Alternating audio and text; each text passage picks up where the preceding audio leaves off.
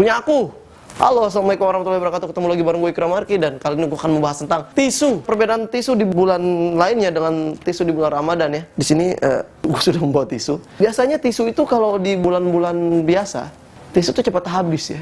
Terutama tisu-tisu di kos-kosan cowok ya. Seminggu sekali lo bisa ganti tisu gitu, maksudnya bisa beli baru lagi gitu. Tapi ketika bulan puasa, ini udah 2 minggu bulan puasa, tisunya segini-segini aja. Apa sebenarnya menyebabkan perbedaan yang cukup mendasar ya? Ya menurut gua adalah karena mungkin pelaku yang suka ngabisin tisu di bulan-bulan biasa ini mungkin dia mau bertaubat ya. Gak tahu juga sih sebenarnya di bulan biasa tuh tisu habis tuh dipakai ngapain? Apakah ngelap ingus, keringat, air mata buat yang suka-suka galau di kamar sendirian ya? Atau ngelap yang lain gitu maksudnya. Ngelap yang lain ini gue nggak tahu yang lain maksudnya apa, tapi biasanya yang lain ini yang paling sering ngabisin tisu di kamar. Tapi ya berhubung karena lagi bulan puasa emang tisu jadi jarang habis ya. Dan kalau emang mau irit tisu harusnya sebenarnya puasa tiap hari sebenarnya. Ini tips buat kalian cowok-cowok anak kos gitu yang suka ngabisin tisu buat yang lain-lain itu yang tadi gue bilang. Kalau mau irit tisu berarti kalian harus puasa tiap hari. Karena itu secara nggak langsung ngasih tugas kalian kalau ngelakuin yang lain tadi itu nggak boleh gitu ketika kalian lagi puasa. Jadi selain itu bermanfaat bagi kalian gitu, tisu juga jadi irit, jadinya nggak banyak illegal logging.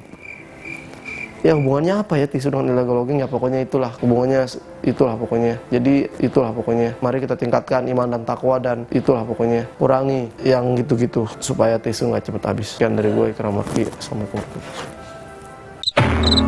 Halo, makasih ya buat kalian yang udah nonton video-video aku di BTD channel. Oh iya, jangan lupa buat like, comment, subscribe, and share, oke?